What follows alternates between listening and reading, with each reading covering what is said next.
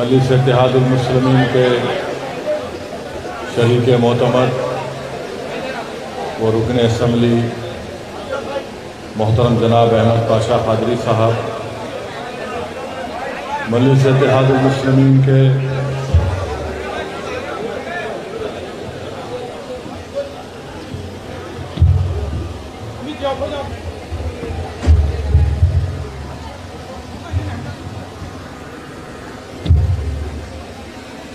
مجلس اتحاد المسلمین کے اراکین اسمبلی، سابقہ رکن اسمبلی بائک اللہ ممبئی جناب وارث پٹھان صاحب، شہ نشین و تشریف فرما مجلس اتحاد المسلمین کے تمام معزز قائدین، بزرگان ملت، میری عزتدار ماں اور بہنوں اور میرے غیور نوجوان ساتھیوں، آپ تمام کا بہت شکریہ کہ آپ نے اس چلچلاتی دھوپ میں بھی مجلس اتحاد المسلمین کے اس قومی یکجہتی کے نام پر ترنگا ریلی میں آپ نے شرکت کی،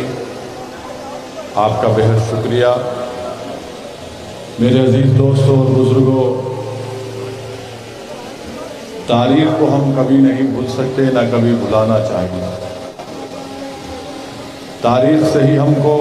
یہ معلوم ہوتا ہے کہ ماضی میں کیا ہوا تھا،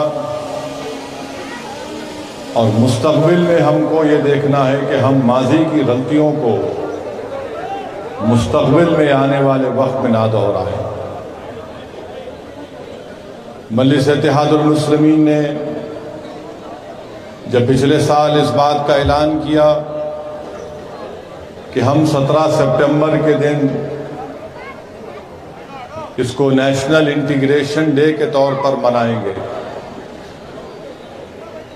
جس کو اردو میں قومی یکجہتی کا نام دیا جاتا ہے، قومی یکجہتی کہا جاتا ہے، تو اس کے بعد بہت سے لوگ جو پرسنٹیج وائز بہت کم ہیں، انہوں نے مجلس اتحاد المسلمین کے اس فیصلے پر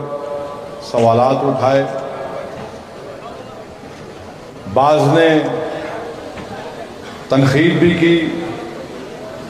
اور حسب عادت حسب روایت بھارتیہ جنتا پارٹی نے بھی انہی کی زبان میں بات چیت کی اور کہا کہ مجلس اتحاد المسلمین کس بنیاد پر 17 سپٹمبر کے دن نیشنل انٹیگریشن ڈے یا قومی یکجہتی کا دن کیسے منا سکتی ہے۔ تو سب سے پہلی بات تو یہ ہے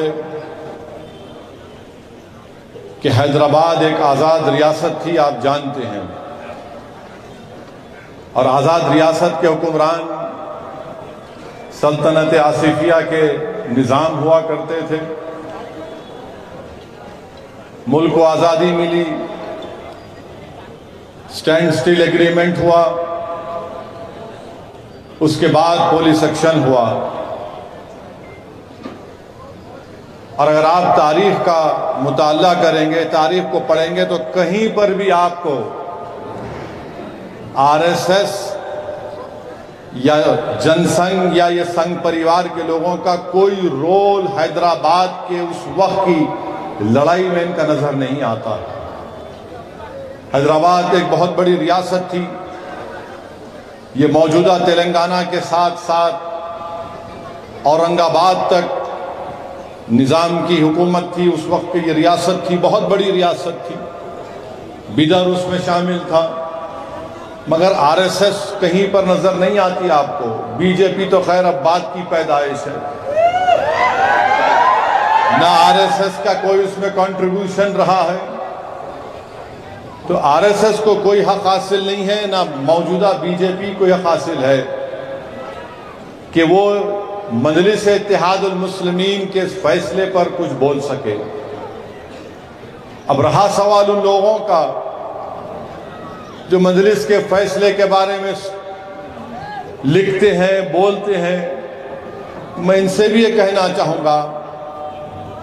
کہ اگر میں نظام کے وقت پیدا ہوتا تو میں گٹھن کی زندگی محسوس کرتا،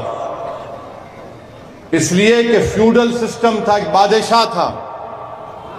اور بادشاہ کے سامنے آپ کھل کر اپنی بات نہیں کر سکتے تھے۔ آئین نہیں تھا، سمویدھان نہیں تھا، کانسٹیٹیوشن نہیں تھا۔ ملک آزاد ہوا، آئین بنا، اور پھر اس آئین نے ہم کو اس بات کا حق دیا کہ ہم اپنے پسند کی بات کر سکیں۔ اب یہ بی جے پی یہ کہتی ہے کہ اویسی کو لے جا کر ملاتے ہیں نظام سے اور رضاکار سے۔ میں بی جے پی کے لوگوں سے پوچھنا چاہتا ہوں کہ سن 57 کی جنگ آزادی سے پہلے مکہ مسجد میں مولوی علاء الدین رحمت اللہ علیہ نے مکہ مسجد میں جمعے کا خطبہ دیا، جمعے کی نماز پڑھائی، اور انگریز اور نظام کی حکومت کے خلاف موجودہ مکہ مسجد سے موجودہ سلطان بازار کے پاس جو وومنز ڈگری کالج ہے، مولوی علاء الدین نے تمام مسلیوں کو لے کر اور مسلمانوں سے کہا کہ انگریز اور نظام کے خلاف میں اعلان جہاد اور بغاوت کا اعلان کرتا ہوں۔ مقصد کیا تھا مولوی علاء الدین کا؟ کہ اس ملک کو آزاد کیا جائے نظام کی حکومت سے اور انگریزوں سے۔ تو اس وقت بھی بھارت کا، ہندوستان کا ایک تصور مولوی علاء الدین کے دل و دماغ میں تھا، ہمارے بزرگوں کے دل و دماغ میں تھا۔ وہ اس ملک کو آزاد دیکھنا چاہتے تھے، اور نتیجہ کیا نکلا کہ مولوی علاء الدین کو انگریزوں نے گرفتار کیا، ترے باز خان بچ کر نکل گئے۔ تو مولوی علاء الدین کو گرفتار کر کے کالا پانی میں سب سے پہلے، اگر پورے اس وقت کے بھارت میں اگر کسی کو کالا پانی میں سب سے پہلا کوئی اگر گرفتار کر کے کسی کو لے کر گئے تو اس کا نام مولوی علاء الدین تھا، اور مولوی علاء الدین رحمت اللہ علیہ کا تعلق حیدرآباد سے تھا، مکہ مسجد کے امام تھے۔ کیا اس وقت بی جے پی تھی؟ کیا اس وقت آر ایس ایس تھی؟ کیا اس وقت یہ سنگھ پریوار کے لوگ تھے؟ نہیں تھے۔ ہمارے بزرگوں نے انگریزوں کے خلاف اور فیوڈل سسٹم کے خلاف ایک آواز اٹھائی تھی۔ ترے باز خان کو